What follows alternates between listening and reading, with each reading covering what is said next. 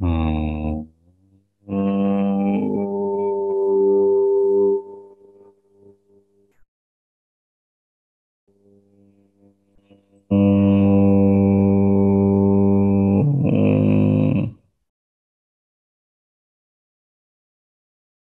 हो वैदिकी अमृत ध्यान साधना प्रभात सत्संग में आप सभी साधक साधिकाओं का, उपासक उपासिकाओं का हार्दिक स्वागत है।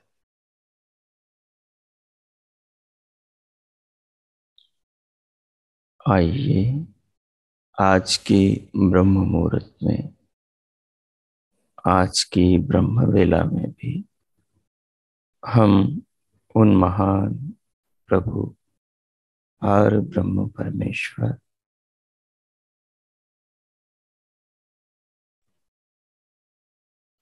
सच्चिदानंद स्वरूप भगवान के महान गुणों को, उनके महान स्वरूप को और उनकी महान कृपाओं को अपने जीवन में, अपने देह में देखने का, जानने का प्रयास करें।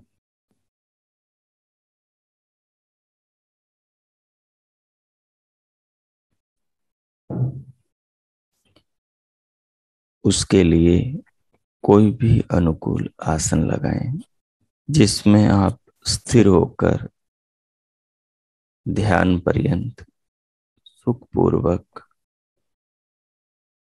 प्रभु का, उनके महान गुणों का, उनकी कृपाओं का अपने जीवन में, विशाल जगत में, सर्वत्र फैले संसार में और अपने शरीर में अवलोकन कर सके।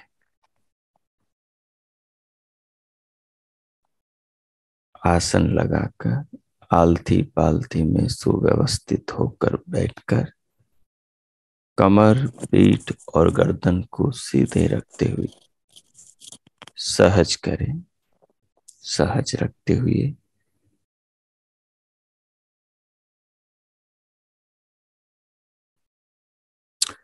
सहज रखते हुए दोनों हथेलियों को गोद में रख लें और दोनों नेत्रों को बंद रखते हुए पलकों को सहज कर लें। पूरे शरीर को, अपने आसन की स्थिति को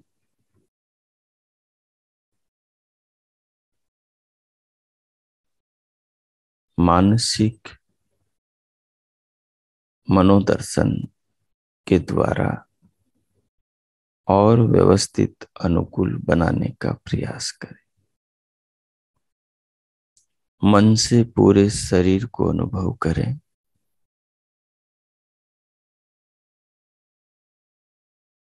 सिर को, सिर के अवयवों को, गर्दन तक, पूरे भाग को, गर्दन से धड़ तक, कमर तक और पांव के तलवों तक संपूर्ण शरीर को व्यवस्थित करें, सहज करें, शिथिल करें।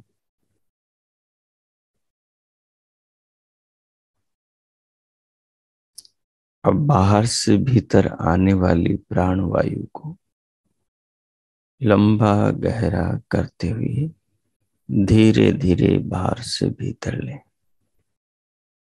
भीतर लेते हुए, भीतर लेते हुए उसे अनुभव करें। श्वास के साथ साथ शरीर को अनुभव करें।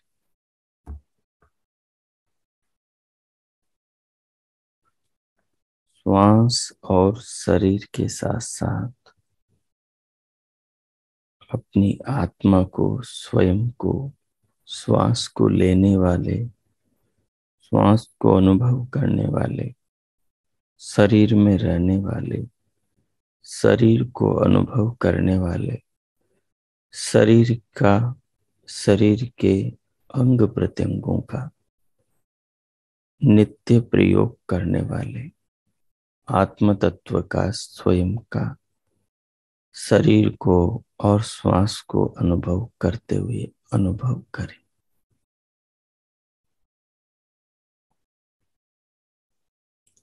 धीरे धीरे श्वास को बाहर से भीतर भरें।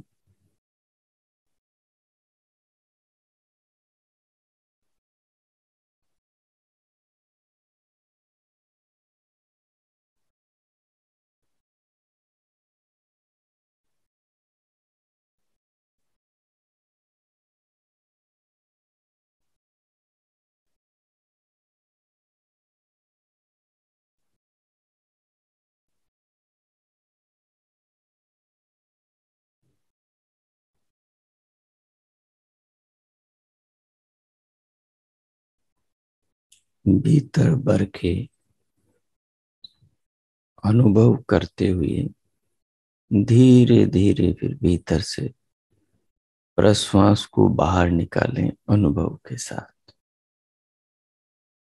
स्वयं को श्वास के आगमन और प्रश्वास के भीतर से बहिर्गमन का दृष्टा साक्षी बनाएं।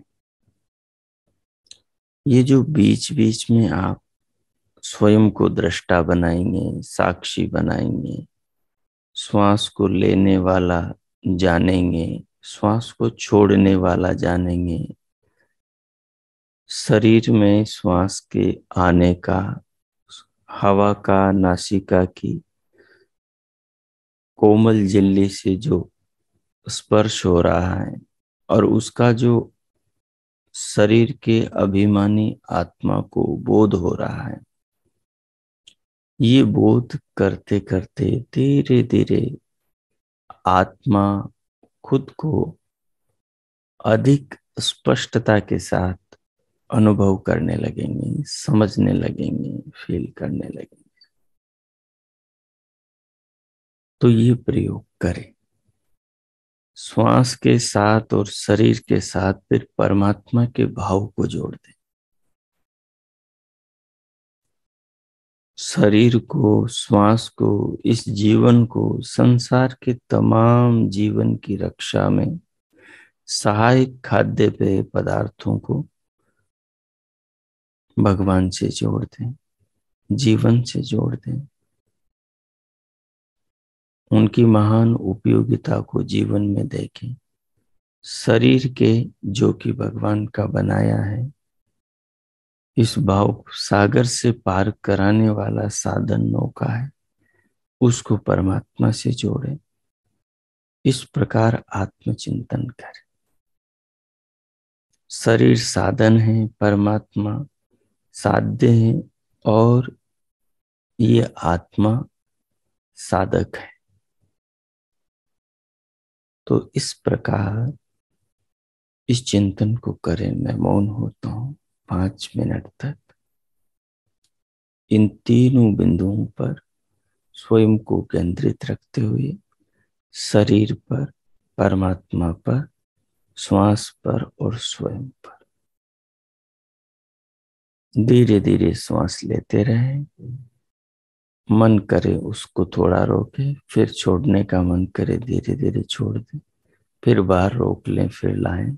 इस प्रकार से साथ में जो दिव्य नाद को जोड़ना चाहें वो दिव्य नाद को भी जोड़ सकते हैं, दिव्य प्रकाश को भी जोड़ सकते हैं।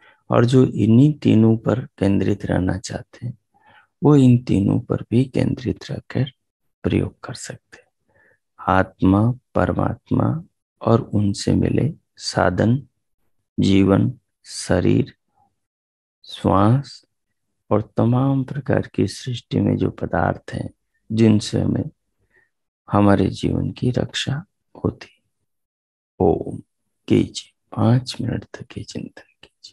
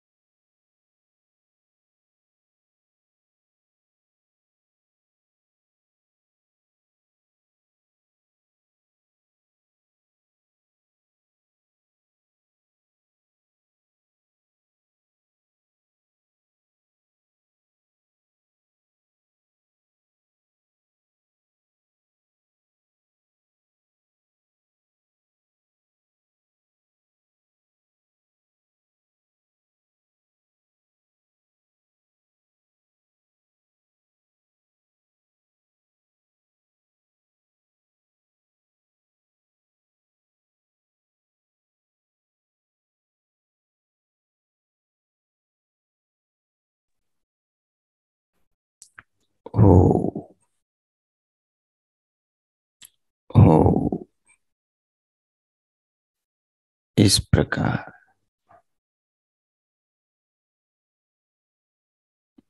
शरीर को अनुभव करते हुए, श्वास को अनुभव करते हुए, श्वास और शरीर को देने वाले, शरीर की रक्षा के निमित्त नाना संसार में पदार्थों को बनाने वाले परमात्मा का विचार करते हुए और इस विचार को करने वाले, शरीर को और श्वास को अनुभव करने वाले स्वयं अपनी आत्मा पर विचार करते हुए, उसको महसूस समझते हुए, अब आगे जो पीछे का विषय चल रहा था कि शरीर न स्त्री है न पुरुष है, शरीर न लिंग है न अवस्था का भेद है, न बूढ़ा है न कुमार है न कुमारी है, न जवान है न वृद्ध है न वृद्धा है। शरीर से आत्मा अलग है, शरीर परिणामी है, शरीर स्त्री है, शरीर पुरुष है। आत्मा न स्त्री है, आत्मा न पुरुष है, न आत्मा जवान है न वृद्ध है न बालक है न बूढ़ा है। आत्मा शरीर के द्वारा, शरीर के बूढ़ा होने पर लाठी से चलता है, लेकिन वस्तुतः वो शरीर बूढ़ा होता है, आत्मा बूढ़ा नहीं होता। ये आत्मा का अनुभव है, हर आत्मा का। अब हम बूढ़े हो गए। बूढ़ा क्या हो गया? शरीर हो। कल हम जवान थे, कौन था जवान? शरीर था। उससे पहले हम बालक थे, कौन था बालक? शरीर था। इस सन में मेरा जन्म हुआ था, किसका जन्म हुआ था? शरीर का हुआ था। जन्म की तिथि को लोग लिखवाते, असली जन्म तो जब आत्मा और शरीर का मिलन होता है, अर्थात जब गर्भ में चेतना प्रवेश करती है, वहीं से शुरू हो जाता है। लेकिन जन्म गर्भाशय के बाहर आने को ही कहते हैं। लोक में यही प्रचलित है कि तब मेरा जन्म हुआ। क्या उस जन्म से पहले आत्मा नहीं था 9 महीने तक पेट में? तो जन्म किसका हुआ? 9 महीने जो शरीर बन रहा था, किसके कारण बन रहा था? आत्मा के कारण बन रहा था। तो वो जिस शरीर में पहले से आत्मा थी, वो शरीर 9 महीने तैयार होकर फिर गर्भ से बाहर आया। फिर कहा जन्म हुआ, किसका हुआ? आत्मा का? नहीं, शरीर का हुआ। तो आत्मा का जन्म होता नहीं। जो कुछ बच्चों को पीछे पिछले जन्म की स्मृतियां आती है, वो कहते हैं पीछे वहां वहां थे। आत्मा का जन्म हुआ दूसरे शरीर में नहीं, दूसरे शरीर का जन्म हुआ। आत्मा दूसरे शरीर में गया।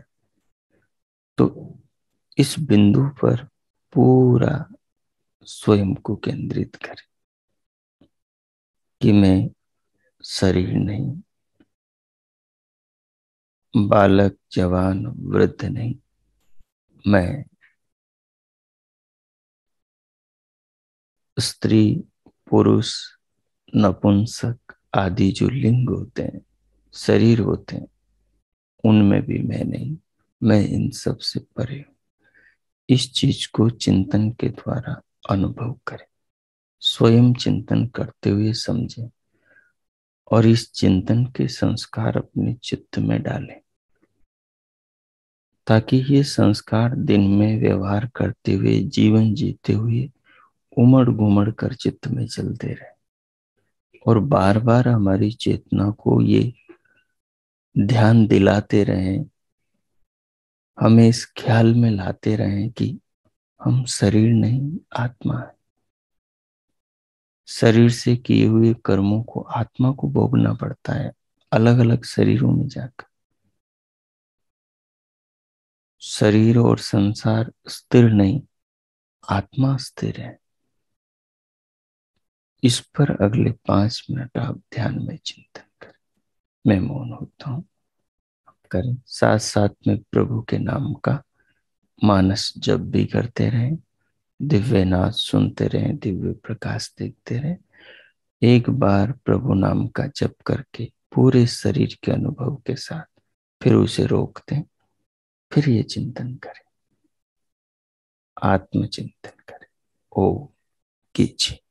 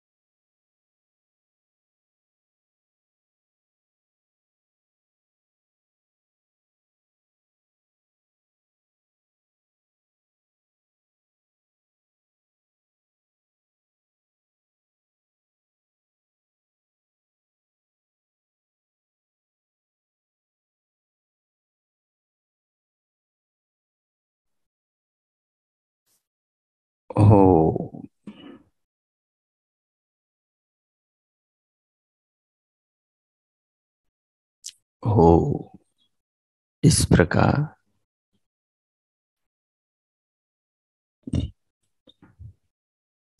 आत्म स्वरूप पर, आत्म चेतना पर, जो शरीर से, स्त्री पुरुष की देह से,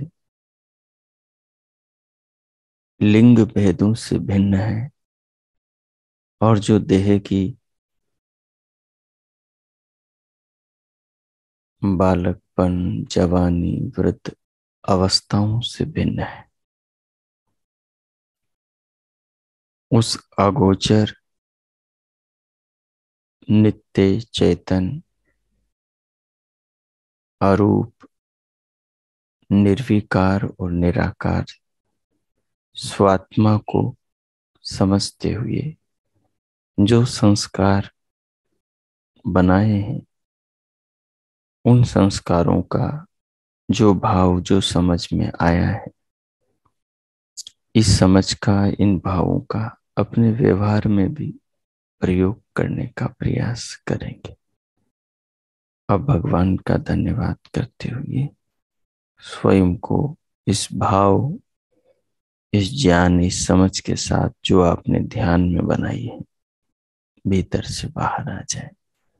दोनों हथेलियों का आकर्षण करें, मुखमंडल का स्पर्श करें, उंगलियों के मध्य से पलकें खोलते हुए फिर भीतर से बाहर आ जाए। स्क्रीन पर देखें।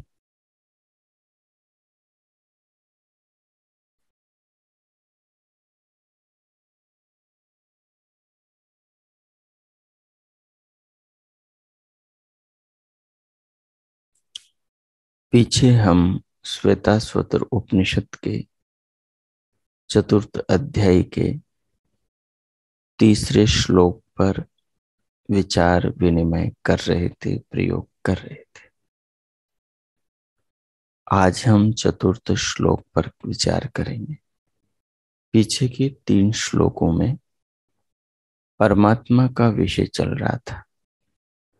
परमात्मा के चिंतन से बुद्धि के विकास का, बुद्धि की प्रार्थना का, बुद्धि की प्राप्ति का, और फिर परमात्मा के स्वरूप का, परमात्मा के स्वरूप को समझाने के लिए जीवात्मा के स्वरूप का, और अब परमात्मा के बाद में प्रकृति के स्वरूप का आगे प्रतिपादन है। तो देखिए, नीलः पतंगो हरितो लोहिताक्ष तड़ी दगर्भ तड़िदगर्भ ऋतवः समुद्राः अनादिमत्वं विभुत्वेन वर्तसे यतो जातानि भुवनानि विश्व। कि हे प्रकृति, नटी, नटी नृत्यांगना को बोलते हैं। वो अपने हाव भावों से जीव जगत को अपनी ओर आकर्षित करती हैं। जैसे शास्त्रों को पढ़ने में आदमी का इतना मन नहीं लगता, जटिल चीजों को चिंतन के द्वारा ठीक करने में उतना मन नहीं लगता, लेकिन कहीं नटी का नृत्य हो रहा हो, कोई सीरियल, कोई धारावाहिक चल रहा हो, वहां आदमी का घंटों मन लग जाता है। वहां का आकर्षण इस प्रकार का होता है। तो उसी बात को यहां प्रकृति के साथ जोड़ के समझा रहे कि ये प्रकृति भी मानो एक नटी है, जो नीलः पतंग, नील, नीला, भ्रमर तू ही है। यानी प्रकृति ने ऐसे रंग ओढ़ रखे हैं, इस प्रकार से अपना स्वरूप बना रखा है। जिस प्रकार से एक नृत्यांगना अपने दर्शकों का मन मोह लेती है, उन्हें अपनी ओर आकर्षित करती है, और वो अपने घर को, वो अपनी व्यवसायिक चिंताओं को, वो अपनी समस्याओं को, जब तक वो उसके नाट्य मंचन में बैठे हैं, जब तक नाटक चल रहा है, जब तक नृत्य चल रहा है, तब तक भूल जाते हैं, बिसर जाते हैं। उस नृत्य के अंदर सब कुछ भूल जाते हैं और उसी में डूब जाते हैं। तो प्रकृति के जो रंग हैं, प्रकृति के जो रस हैं, प्रकृति ने जो नाना प्रकार के संसार के अंदर आकर्षण पैदा किए, मनुष्य का शरीर भी प्रकृति की देन है। मनुष्य के शरीर का उपादान कारण यही प्रकृति। करे नीलः पतंगः, नील नीला भ्रमर तू ही है, हरितः लोहिताक्ष, हरा और लाल आंखों वाला तोता तू ही है। तड़ित गर्भ विद्युतः, और कहा विद्युत भी तू ही है। तड़ित गर्भ यानी जो बादलों के अंदर तड़कती है, हम कहते हैं बिजली कड़क रही, तो वो बिजली भी तू ही है। विद्युत को अपने गर्भ में धारण करने वाला मेघमंडल भी तू ही है। ऋतवः, तू ही ऋतु ऋतु है। ऋतुओं के काल भेद, अवस्था भेद, रूप रंग भेद तेरे कारण ही होते हैं। किसको कह रहे हैं? हे प्रकृति नटी, तेरे ही कारण ये सब होते हैं। समुद्रा, तू ही समुद्र है। सब समुद्र तेरे ही विकार है, तेरे ही परमाणु से बने हैं।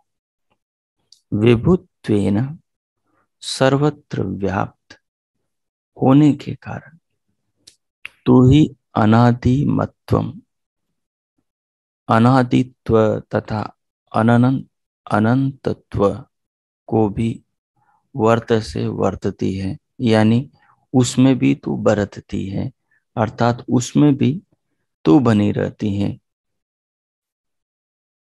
बदलती हुई। फिर आगे कहा काय रूपा प्रकृति अंत वाली है। शरीर रूपी जो प्रकृति है, अर्थात शरीर रूपी जो पांचभौतिक देह है, तो ये देह बदलने वाली है, क्योंकि कार्य रूप में प्रकृति विकृत है और प्रकृति विकृत होकर निरंतर विकार को प्राप्त होती रहती है। जैसे हमने फिर फल पर देखा कि एक ऋतु आई और उस ऋतु में फल के फूल आए, पेड़ के फूल आए, फूल आए तो धीरे धीरे फूलों के फल आ गए और वो फल धीरे धीरे बढ़ने लगे। फिर आगे जाकर वो जैसे ही थोड़ी ताप बढ़ी सूर्य की और कुछ दिनों बाद में वो फल बड़ा होकर पक गया। पकने के बाद में डाल से जमीन पर गिर गया। अब यदि उस फल को हम उठाकर खा लेते हैं तो वो हमारे भीतर जाकर रस बनता है, रक्त बनता है, मांस मज्जा अस्थि में शरीर के धातुओं में परिणत हो जाता है। और यदि उस फल को हम नहीं खाते हैं तो वो बाहर पड़ा पड़ा धीरे धीरे सड़ता है, उसमें कीड़े पड़ जाते हैं, वो कीड़े उस फल को खाते हैं और वो फल सड़ता है, धीरे धीरे सूख जाता है और माटी में माटी हो जाता है, जहां से आया वहीं पहुंच जाता है। तो जो फल क्या है? विकार है प्रकृति का। वृक्ष क्या है? पेड़ क्या है? उसके तने, उसकी टहनियां, उसकी शाखाएं, उसके पत्ते, उसके फूल, उसके फल, उसकी जड़ें, ये सब क्या है? विकार है पंचभूतों का। पंचभूत भी विकार है सूक्ष्म भूतों का, सूक्ष्म भूत भी विकार है अहंकार का, अहंकार भी विकार है महातत्व का, महातत्व भी विकार है प्रकृति सत्व रज और तम, सत्व गुण रजोगुण और तमो गुणों का। तो जो विकार है वो विकार नित्य बदलते रहते, अगली अगली अवस्था को प्राप्त होते हैं, और जहां से वो प्रकृति के मूल परमाणु विकृत होते होते आगे पहुंचे, अंत में जाकर वापस फिर उसी स्थिति में आते हैं जिसको प्रलय कहते हैं। तो इनके पीछे काम परमात्मा, निमित्त कारण परमेश्वर करता है, लेकिन उपादान कारण सब वस्तुओं का, सब पदार्थों का, सब शरीरों का ये प्रकृति है, पांच भौतिक सृष्टि है, पृथ्वी जल अग्नि वायु आकाश है। तो उसी को यहाँ करें कि कार्य रूपा प्रकृति अंत वाली, परंतु कारण रूपा प्रकृति तो अंत रहित है। जो मूल प्रकृति उसका कभी अंत नहीं होता, वो तो सदा बनी रहती है। कारण रूप में तो प्रकृति भी ईश्वर और जीवात्मा समुदाय के समान एक नित्य सत्ता है। वह तू ही तो है यथा जिससे ये विश्वा भुवनानि जातानि, सब लोक लोकांतर, ग्रह उपग्रह, रंग रूप वाले, छोटे बड़े, लुभावने, मीठे खट्टे स्वाद वाले, रस से भरे पदार्थ उत्पन्न होते हैं। सब शरीर, सब वस्तु विकसित होते हैं। इससे प्रकृति उसके विकारों से।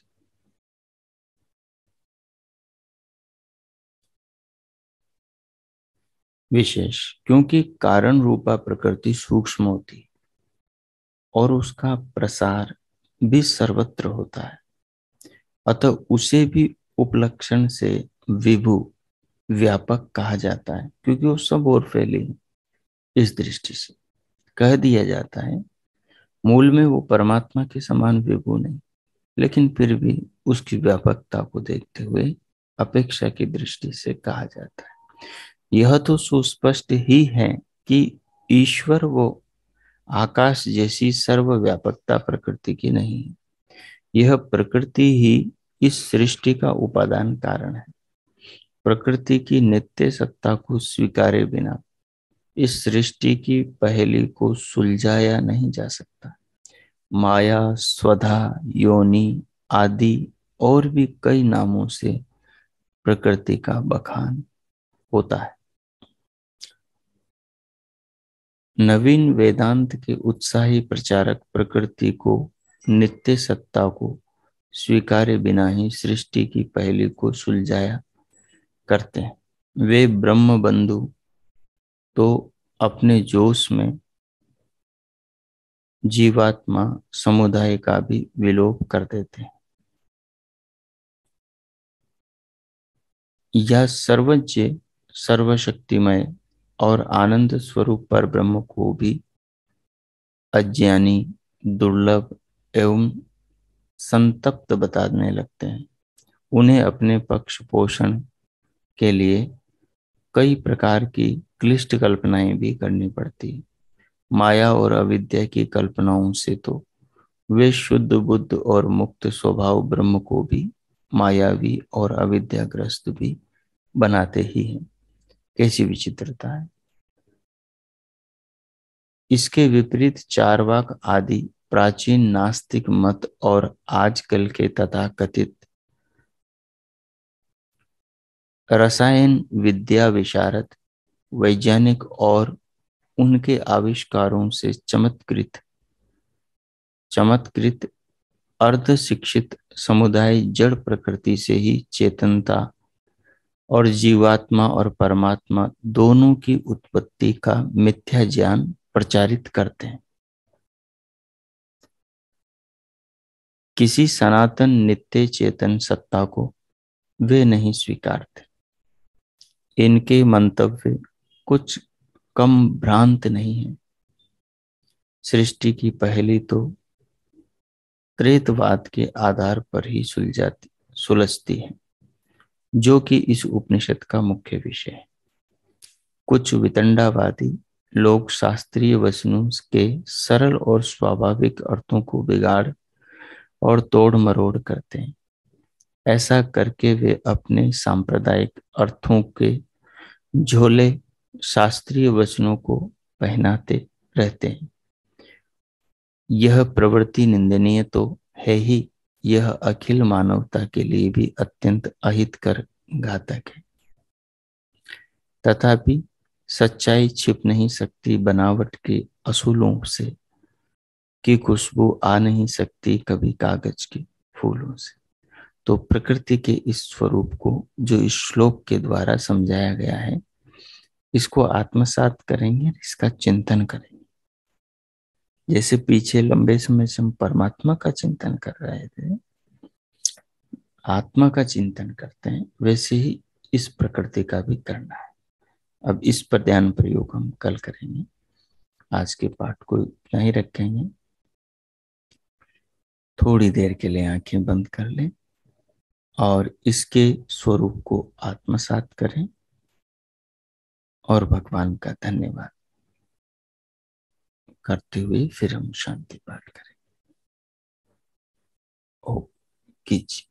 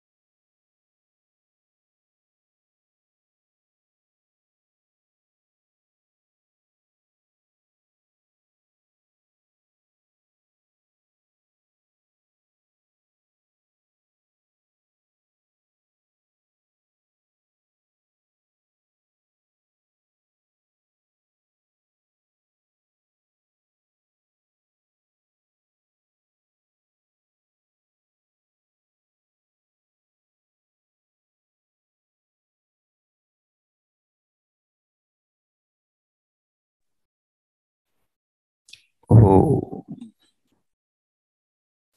ओ इस प्रकार भगवान का धन्यवाद करते हुए और प्रकृति के स्वरूप को आत्मसात करते हुए अब हम शांति पाठ करें। ओ ओ ओ शांति शांति शांति। ओम। ओम। आज का आप सबका दिन शुभ हो, मंगलमय हो। प्रभु से सबके लिए बहुत बहुत मंगल कामनाएं, बहुत बहुत शुभकामनाएं। इति ओम शांति।